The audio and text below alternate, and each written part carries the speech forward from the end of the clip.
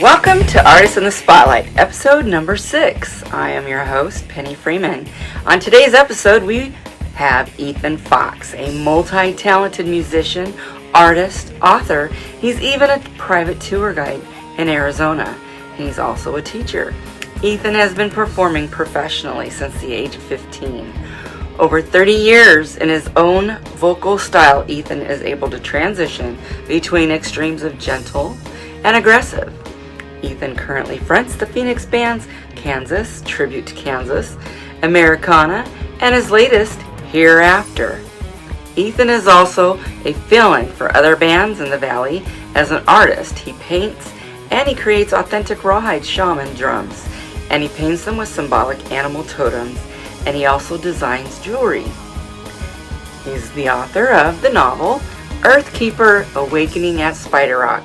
There are so many amazing facets to Ethan that I'm really excited to introduce to you, to not only an amazing, talented artist, but my friend, Ethan Foxx. Welcome.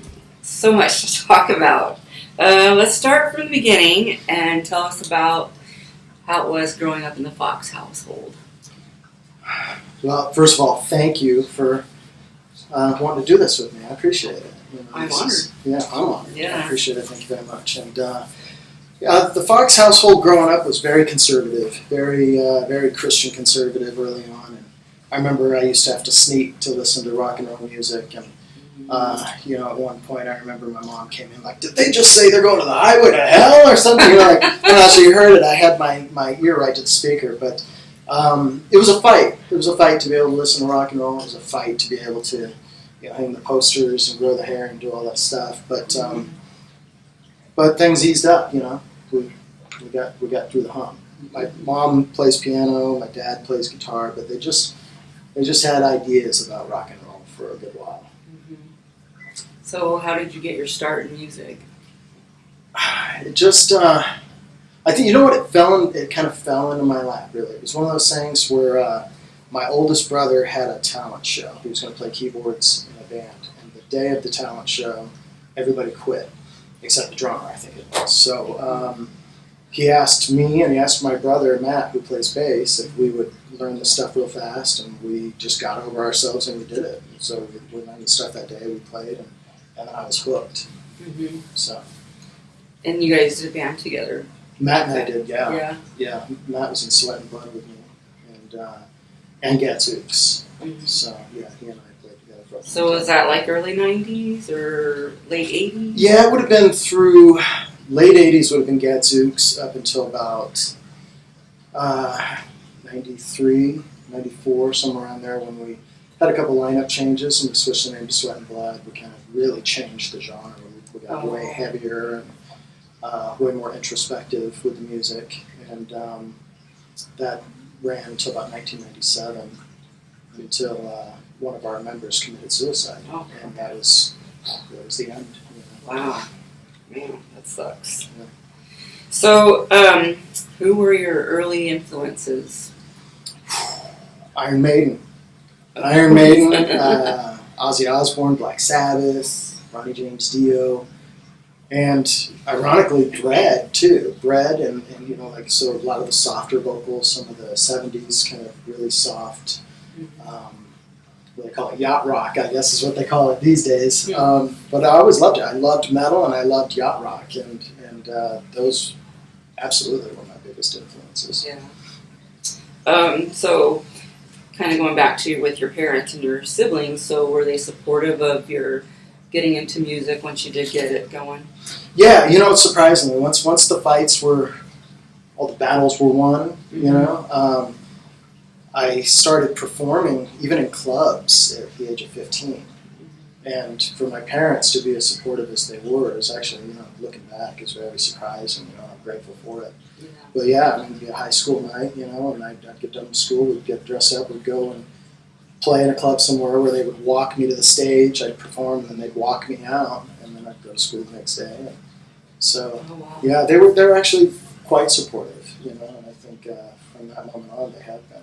So was Matt the only one that was also into music, playing instruments and stuff? Or? Well, like I mentioned, my oldest brother Rick, he was a keyboard player, and he played, various bands and stuff throughout high school, and I think was in college. But Matt and I, we were the only ones in the family who had like aspirations of, doing it, trying to hit the big time or whatever it was. Is he still doing that?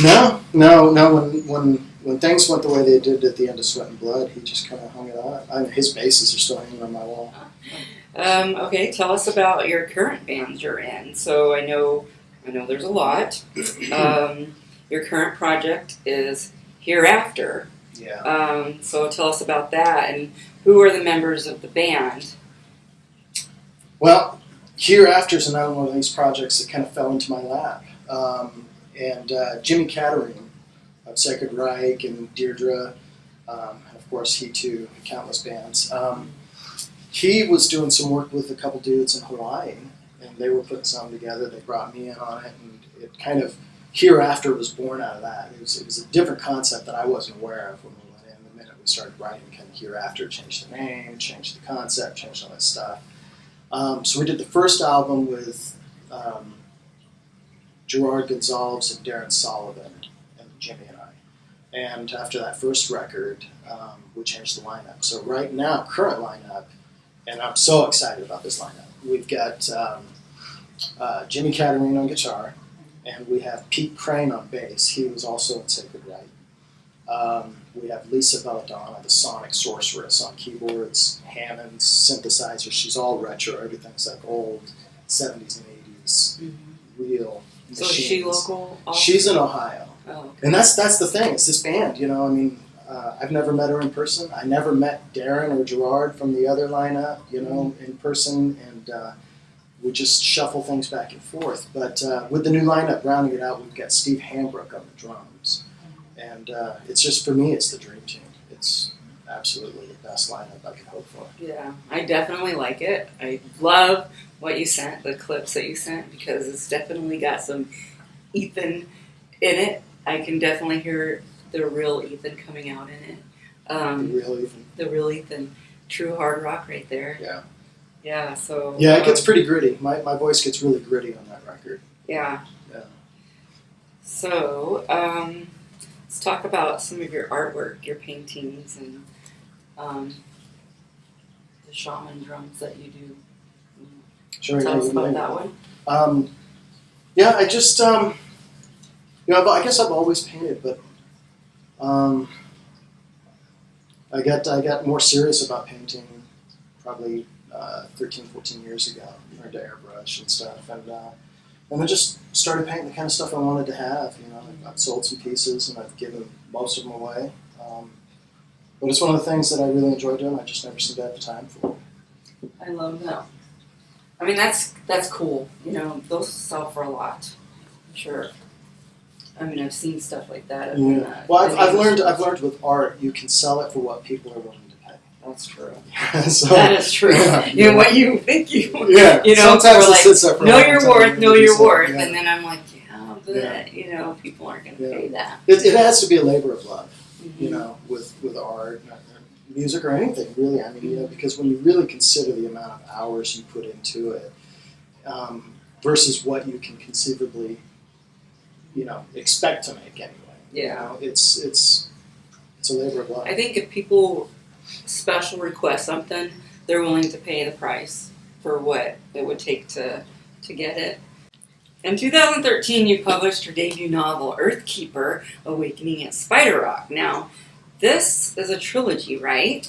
Yeah, it was always intended to be. The scope of the book was so big. I remember my dad, he told me, he said, maybe I ought to break that apart and just get it finished. And so I did. I broke it into 3 pieces, and I got that first one out, and I can see in your face you're going to ask me about where the heck is the second one. Mm-hmm. And it has been a while. Unfortunately, I think, I get so many projects going at any given moment that it's like moving checker pieces. Mm-hmm. I can move 1 or 2 at a time. I'm trying to get them all across the board and get a crown, Mm-hmm. But some things, they languish. Yeah, I think it's an amazing book, and I know I couldn't put it down when I read it, and so I've been itching for that second book ever since, and now it's been, 4 years Yeah, since well, I here's read it. here's the clincher. For the last 3 years, I have written that book all the way to the finale. and it's been sitting there for 3 years, just waiting for me to finish it. I can finish it in one chapter. So you have the second and the third book already? Well, I've got it all outlined. Yeah. But like I said, the second book is pretty much done, except for that last chapter, and I'm just, for whatever reason, I'm having a hard time getting back to it. I've got something always else happening, but I do hope to try to have that out by the end of this year, because I know that with the Hereafter record, I'd like to get that out and some other things. It's better, I think, because I hate promoting.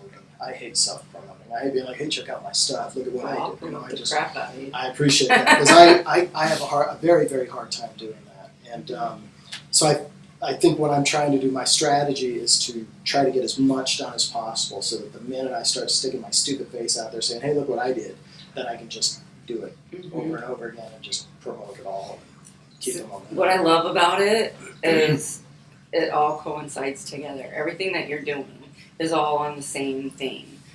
So it's very spiritual, just has to do with life, everything that's going on. Yeah. And so, with your CD, your book, and your artwork, it all kind of flows together. What the common thread really is an apocalyptic vision of humanity. It all really, at the heart of it all, is that it's a recognition that we're at the edge, and I truly believe this, and it manifests in my art all the time. Like this piece over here, the respect the ancient, stay on the path. I feel like we as a human species are way off the path, and so the common thread through all that is, here we are. What are we going to do? So, just so everybody kind of understands more about the book, give us a little bit of the background for it and how the concept of it came.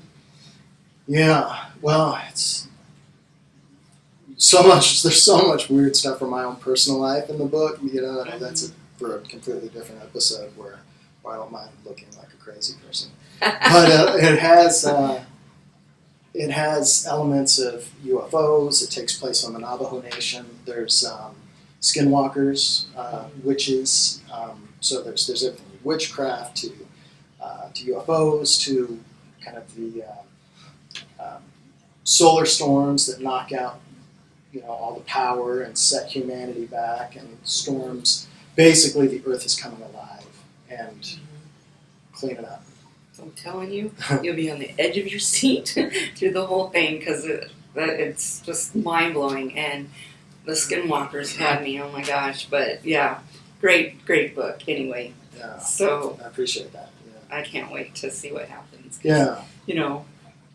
I'm not going to give anything away in the book, so we'll just move on. Yeah, well, I appreciate I think one of the reasons it's taken me so long to kind of really get into the second book is that so much of it does come from my own personal experience, and so much of it is reflected in the events of the world as they unfold. And my God, the events of the world are unfolding, right? So it sometimes, I feel like, man, I really got to get this done. I really, I feel like I got to put this out there. But then my perspective on things changes, and my personal experience changes, that how things are relative in the world changes, and so it's changed the shape of the story.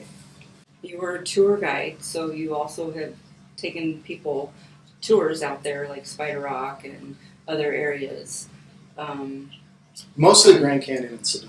Oh, really? Yeah, like any tours on the Navajo Nation in particular, you have to connect with a Navajo guide. Right. And Canyon de Chelly is a state park and stuff. But yeah, I would be the tour guide to the tour guide. Yeah, I don't know if you've ever been up there in the Four Corners area. No, But I mean, you can feel the history. You can feel the place, and it's a very, very I can only imagine, because I know how I feel when I go to Sedona.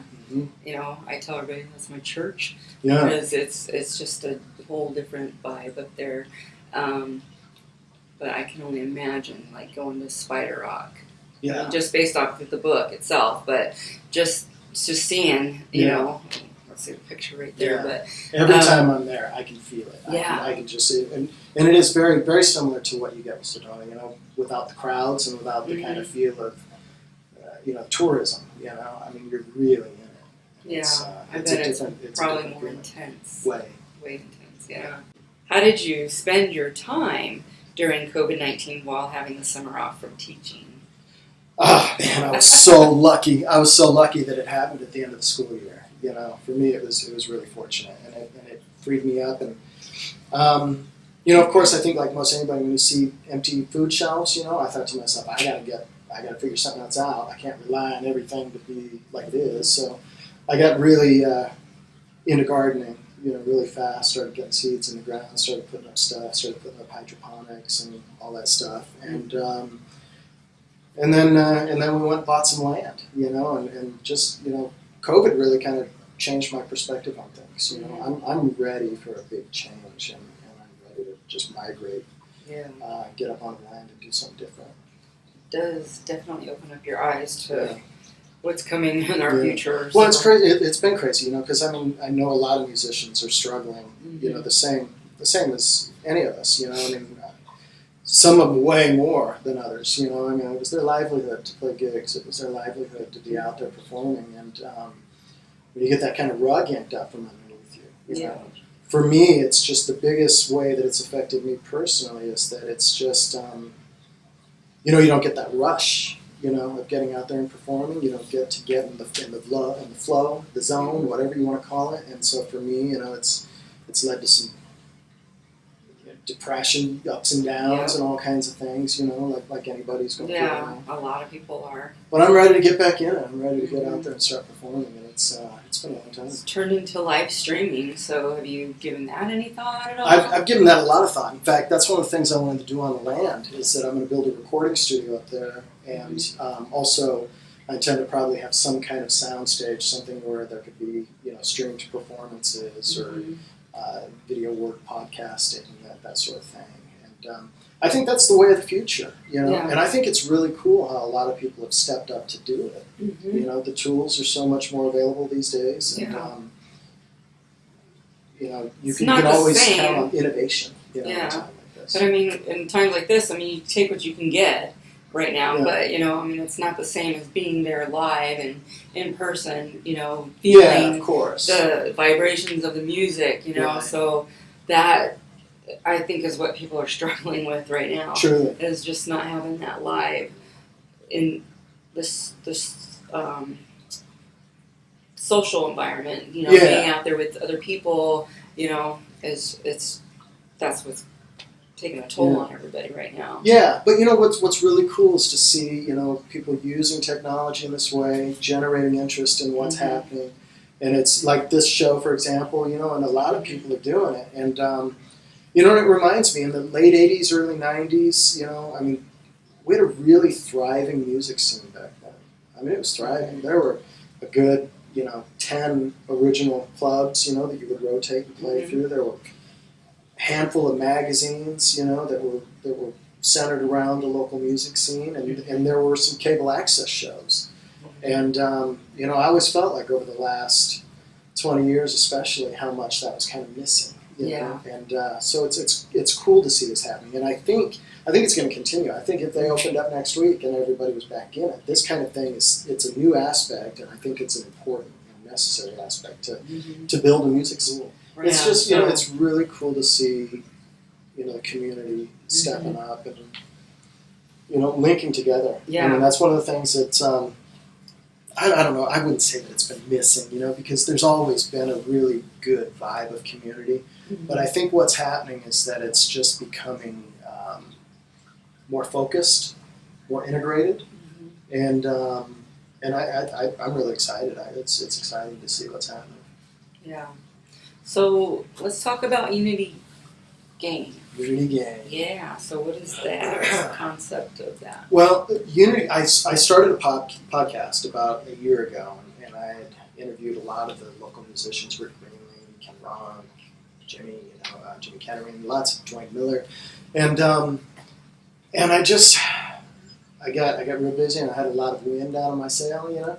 But the overall idea of Unity Gain is bigger than just the podcast. You know, what eventually I'd like to do, and a lot of it is just kind of nebulous and trying to figure it out. I'm not a businessman, I'm an idea guy. But between, you know, the podcast and the land and building the studio and building the film stage and all these other things, I want to integrate a publishing company, a record company, and an online platform where musicians or aspiring artists and musicians, filmmakers, writers, whatever, from beginner level to professional level would be able to integrate, intercommunicate. Like, for example, let's say, I wanted to write a song to benefit Wounded Warriors or something for charity or something like this. Then through this community, I could put it together, record it, put it out, and instead of sending a percentage to a publishing company or to Amazon for self-publishing or any of these other things, that percentage instead would go to the charity of the choice, the whole purpose behind putting that piece of art together. So that's the idea, is to figure out where the tribe is, where the people are, get it all integrated together. And Unity Gang will be an online platform for that purpose, as a charity generator and a way to help artists, inspire artists, mentor people, link together in creative pursuits. And then with the land, there'll be a place where people can come and do workshops, people can come and stay on the land and work in the recording studio, put out a record, put out, do the video work through that as well. And so it's all coming together.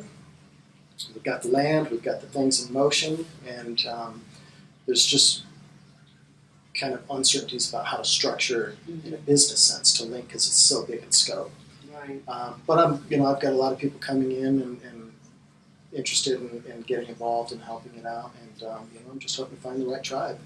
So, well, you are a high-demand vocalist in Arizona. So is that true? That's what I'm thinking. That's what I've seen. I always thought so, because every time I turn around, Ethan's covering for some lead singer in a band. I guess I've done a lot of sub work. And for a good while, I really enjoyed it. And I think through the process of that, I also eventually learned how to say no, and that was a big thing for me, learning how to say no.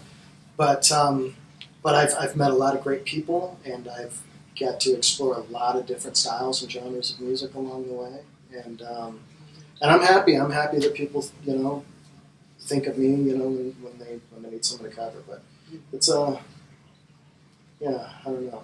Well, not everybody can sing like Ethan Foxx. You've got. I think I'm lucky that I sing in a lot of different styles. Yeah, and that's the thing. Is you got a good variety of, and to me, you've got a unique voice. If I heard you on the radio, I would know it was you. Just like you hear Metallica or whoever, you know who it is because of the vocalist. Yeah. And you have great vocals. Thank you. I appreciate that. I think the reason it works so well 7 like it did is because I have such a broad musical interest and palette. Oh yeah. And so it's if the band knows what they're doing for me, it's karaoke. Because I know the stuff. Yeah, and I've seen different styles of your vocal abilities.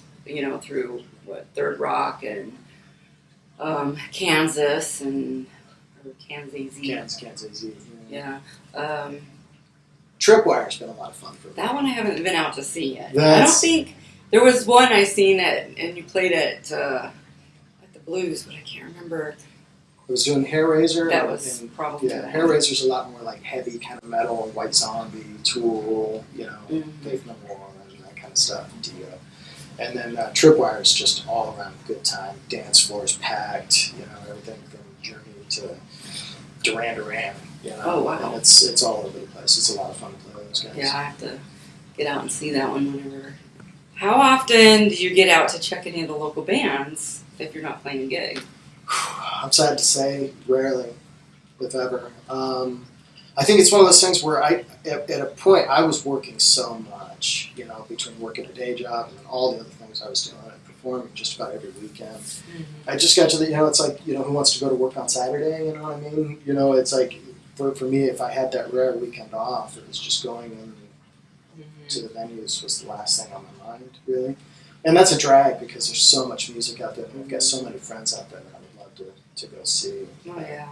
It just, it got to the point where it was such a burnout, just all the time. But, I would love to get out and see more bands. I really would. There's a lot of great bands in Arizona, and I would have never known if I wouldn't have gone out more because, pretty much, when I met you is when I started getting out there to see music more, and so now I've kind of expanded my going around more and bands I would have never. There's a lot of good stuff happening. I watch it on the social media. I kind of keep an eye on what's going on, you know, and but you know, I mean, there's venues I've never been. I've never been to the Starlight Lounge. You know, so there's lots of places where I just haven't even had. I think right now that's probably my favorite place since Joe's Grotto closed down. Yeah. I would have to say the Starlight. That seems to be the place that's happening. Yeah. Right? Yeah. So, what is your view on the local music scene right now? I hope everybody gets out there, man. I hope everybody survives this period of inactivity. I hope everybody's staying as busy as they can, and I hope everybody is making it financially until we can get back to doing what we want to do. But there's so much good stuff. Like I said, there's so much great social media stuff happening, like what you guys are doing here with the show. I'm really excited about that. I'm seeing bands like Deirdre is killing it. And this band that you posted a while back, Show and Tell. Oh. Holy shit. Yeah? You know, those dudes are so fun, you know. It's made you feel like you went back to 1986. Totally, yeah. You know, and they have so much energy. Mm-hmm. So, I mean, I'm really excited about what's happening. Yeah, what are you doing musically to stay busy during this time? Man. I'm just working on the record, you know, I hit a period over the summer, actually, where every time I picked up the guitar, I wrote a song. And so I have a huge backlog of demos, and I've got stuff that I'm going to do a record with Jane. We're going to do a record together. I was wondering about that. Yeah, we have one song I'm getting ready to release, and that's the first, and then we're going to do a full-length album, and then I'm going to produce her doing a solo album. And really, my focus is just really turning back to the studio, you know, and making original music. I guess I was doing the covers for so long. In 97, when Norm killed himself, I stopped doing original music for years. I just played the covers because I had to play. But it was a long time before I felt like I could collaborate with other people again and that sort of thing. And now I'm just, it's all gushing out. You know, well, I didn't even know that she could sing, and I heard on one of your Unity Gain, podcast thing that you did on YouTube. You guys sang a little clip, you sang a song, I think, by Opeth. Yeah, we did an Opeth and Allison Trains, I think. You know. Oh, man. She harmonizes beautifully. You know. Yeah, I was like, wow. I'm like, so then I was curious if you guys were going to do any singing together. Yeah, we definitely are. We've got songs that we're working on together, and she's got songs that she's writing. And she bought herself a Magic Taylor guitar that she said the first day she played it, she came up with like 6 songs. So it's you know, it's definitely one of the things, you know, that I want to focus. I want to get the studio built, and I want to start producing, you know, not just my own music, but I want to bring in and produce other bands as well, and just try to get as much music out there as possible. That's cool. Once you get your Hereafter finished, do you plan on doing any live shows? I would hope so. I really would, you know, and logistically, I think it'll be difficult, you know, because Lisa's way out in Ohio, and she does a lot of travel. She does. She's a representative for Moog synthesizers, and so she's always out doing demonstrations. But God, man, if we could all get on the stage and play together, I think it would be absolutely a blast. I would love to make that happen. So, what's the first thing you want to do once the venues open back up? I want to get back to work. Yeah, I want to get back to work. You know, I want to see my friends, and I want to sing. I want to sing full throttle. You know, I want to open it up, and I want to just want to get back in it, like everybody. It looks like I'm going to be back out September, I think, 5th or 6th or something like that, out of Lake Pleasant. So if things go, but who can guess these days? Everybody's just watching. It's like, you know, that's one of the things I learned through all this is not to really plan for anything. Right. You know, and not to stress out until I absolutely have to. But I just kick a lot of stuff down the road because I know it's impossible to just predict or plan for anything. anything. I mean, you just book it and hope for the best. And if it cancels, then no shocker. Yeah. I know that today down at the Capitol building, a lot of the local venues were down there in force, in unity, you know, trying to get some attention to get these different liquor license classifications back open again. Well, I know on my way over here, Doug Ducey went live, so maybe that's why. I don't know. I didn't turn it on to see what was going on, but who knows? But I hope you can get back. I mean, it's a strange thing too. I mean, I don't want to downplay whatever this potentially is, and there's so much misinformation, and everybody's got an opinion about it. But the reality is that people are struggling and need to get back to work, and I hope that happens soon. Oh yeah, it's ridiculous. I mean, it's like no wonder people are so depressed. So when does the CD come out? We don't have an actual definitive date. We know it's going to be sometime this autumn. My guess is that it'll probably be early mid-October that it comes out.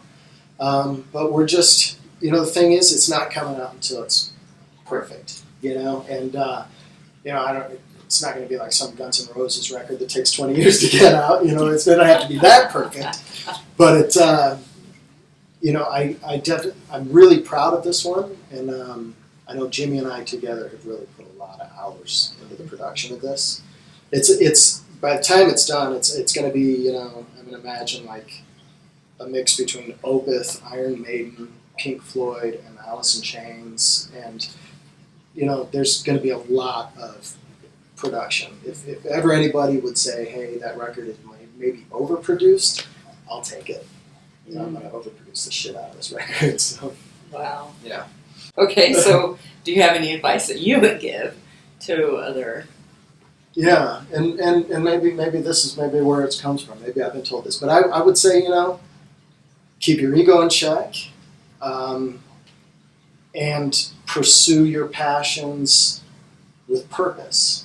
I think a lot of people go into musical careers or any kind of entertainment career with different expectations about what success is. And I think at the end of the day, success is, are you happy? Are you putting stuff out? Are you expressing yourself? Are you contributing something? Is it art? Because again, like I said earlier, I mean, people are going to buy something, they're going to pay only what they're willing to pay for something, and art is subjective. But for those of us that are driven to do it, and do it with purpose. Do it like it's the reason you were born. That's the best advice I could give. So what message would you like to give to your fans? I hate that word. You got fans. No. I appreciate those who stuck with me, and who've supported me and found an interest in the things I'm doing. I guess the biggest message I have for the people out there is thank you. Thank you. And sorry it's taken so long to get some of this stuff out. sorry to end the book on a cliffhanger and then take so long to get the other one. Well, since you brought the book up, so why don't you tell people where they can get it?